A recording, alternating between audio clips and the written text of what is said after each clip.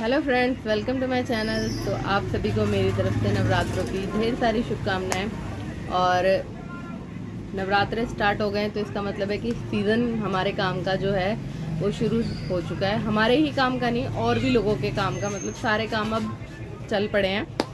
क्योंकि श्राद्धों में लोग शॉपिंग बहुत कम करते हैं तो सेल अच्छी नहीं होती, मगर अब सारे जो भी शुभ कार्य हैं वो सब शुरू हो गए हैं तो अब सेल हो। वीडियो शेयर करना चाहिए। शॉपिंग सब दुकान वालों ने शुरू कर दिया, इवन मैंने भी शुरू कर दिया। थोड़ा थोड़ा सामान मैं लेके आने लगी हूँ।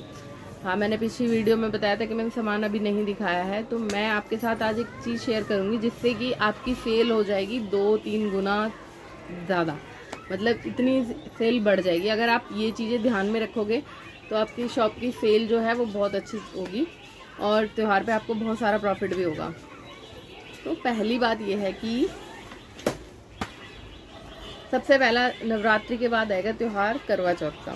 ठीक है, तो करवा चौथ पे सारी लेडीज़ों का यही होता है कि जो लेटेस्ट चल रहा है आजकल, तो इंस्टाग्राम वगैरह पे सब लोग रील बनाते हैं, उसमें इतनी सारी बढ़िया बढ़िया चीज़ें हैं। तो ज़रूरी नहीं है कि लोग ऑनलाइन जाकर लें, आप अपनी शॉप पर भी लाकर वो सामान रख सकते हैं।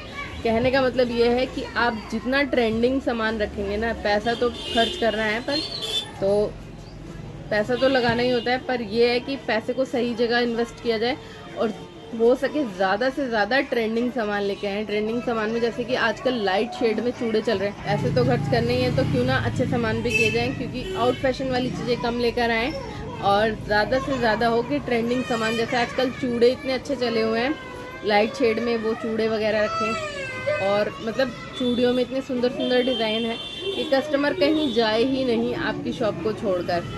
ठीक है, और फिर दूसरी बात ये है, और चूड़ों के अलावा, बैंगल्स के अलावा, ये चीज़ें तो होंगी ही होंगी सेल। बाकी बहुत सारी चीज़ें ऐसी हैं जो करवा चौथ पे सेल होती हैं, तो आप उन चीज़ों को ध्यान में रखें। मार्केट जाने से पहले अच्छे से सामान की लिस्ट बनाएं, जिससे आपको याद रहे कि कौन सी चीज़ आपको लेकर आनी है। कुछ नया शॉप पे लेकर आना है। जिन्होंने नई खोली उनका तो सामान होगा ही नया, पर हाँ, जो पुराने दुकानदार हैं उनको भी, मतलब नया नया काम किया है, पहला सीज़न है, तो अच्छे से सामान की ख़रीदारी बहुत अच्छी करिए। ठीक है, और दूसरी बात कि मार्केट का एनालिसिस करना बहुत ज़रूरी है। अगर आप मार्केट में ही बैठे हो तो कोई दिक्कत ही नहीं है, पर जैसे हम लोगों का है, छोटी सी मार्केट है या घर के आसपास दुकान खोली हुई है, तो कोशिश करो कि मार्केट से एनालिसिस करो। ये जो बाज़ार लगती है, जो पटरी मार्केट लगती है, वहाँ पर सामान के रेट क्या है। अच्छी से अच्छी परचेजिंग आप करोगे तभी आप कम रेट पर दे पाओगे अपने कस्टमर को सामान। तो हाँ, इस चीज़ का बहुत ध्यान रखना है कि मार्केट में क्या रेट है, 2 पैसे आप उससे कम बेच दो, कोई दिक्कत नहीं है, मगर थोड़ा सा मार्जिन कम हो जाता है, मगर ये नहीं है सेल बढ़ जाती है उससे और प्रॉफिट अपना वहीं के वहीं खड़ा होता है। तो इस चीज़ का आपको ध्यान रखना है कि हाँ, मार्केट में क्या रेट चल रहा है। पता लगा बाज़ार में वही चीज़ 50 की बिक रही है और आप उसको बेच रहे हो 80 का, 100 का, ऐसे, तो कस्टमर कहाँ जाएगा? 50 वाले के पास ही जाएगा ना। तो हाँ जी, आपको इस चीज़ का बहुत ध्यान रखना है।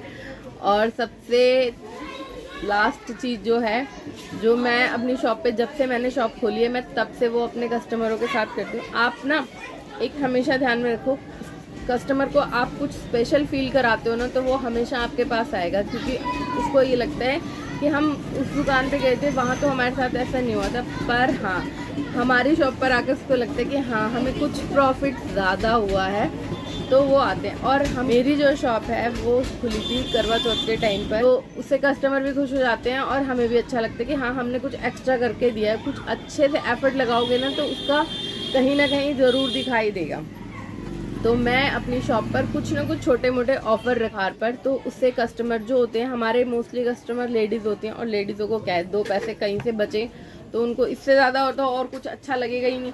तो आपने कोशिश करनी है कि आप भी अपनी शॉप पर छोटे छोटे ऑफर, जैसे दिवाली ऑफर, करवा चौथ का ऑफर, तो कुछ ना कुछ ऐसे ऑफर निकालें। जैसे पार्लर में भी निकालते हैं लोग, तो कस्टमर वहीं जाते हैं ना, तो उसी तरीके से आप भी अपनी शॉप पर ये सब चीज़ें कीजिए, क्योंकि मैं भी करती हूँ और मुझे बहुत अच्छा लगता है। इससे सच मानो, थोड़ा बहुत कुछ गिफ्ट करने में ना कुछ नहीं जाता, सच में सेल अच्छी होती है।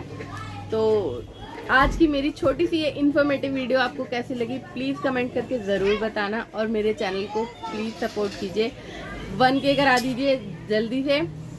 तो वीडियो अच्छी लगी हो तो मेरे चैनल को प्लीज़ लाइक कीजिए, शेयर कीजिए, सब्सक्राइब कीजिए। Thank you for watching, bye bye.